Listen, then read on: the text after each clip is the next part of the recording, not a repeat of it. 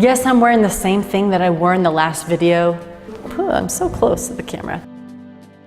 Hey there, it's Amy Register, your very favorite belligerent Bible worker. I am melting in front of your very eyes because it is really hot on the Central Coast today. And so this puddle of mess in front of you is here for your pleasure, not my own. I want you to remember that.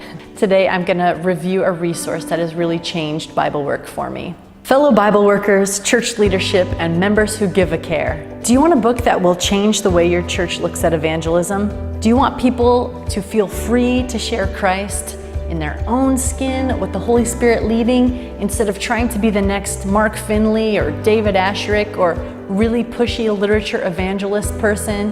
No offense to the aforementioned. A book I read a few months ago is full of this kind of potential. It's called The 9 Arts of Spiritual Conversation, Walking Alongside People Who Believe Differently Than You Do. Written by Mary Schaller, or Schaller. I don't know how to say her name.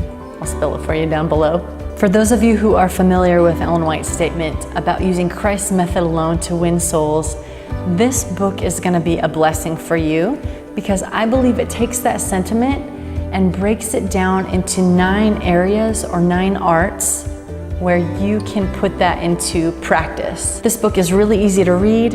It contains a mix of interesting stories, biblical references, and practical help, not from theologians, but from people who have been successful at building up their churches. One of the highlights of this book for me was that it does a great job of helping lead you into spiritual conversations without condemnation or judgment. And it focuses on the discipling relationship as opposed to getting people into a dunk tank. My very favorite concept that this book talked about is that God is surely already working in the people's lives that we care about. And it's not our job ever to force or to make someone uncomfortable, although there will be some discomfort at times. But it is our job to ask God, where are you working and how can I join in the work that you're already doing?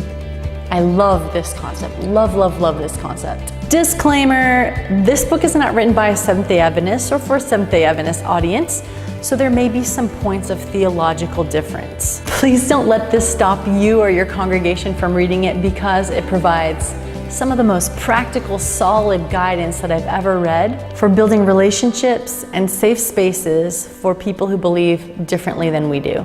This book would work especially well for a small group curriculum, as each chapter ends with guiding questions. It also provides some suggestions for practice assignments so that people who are reading it can put the ideas into action. Here's the deal, my friends.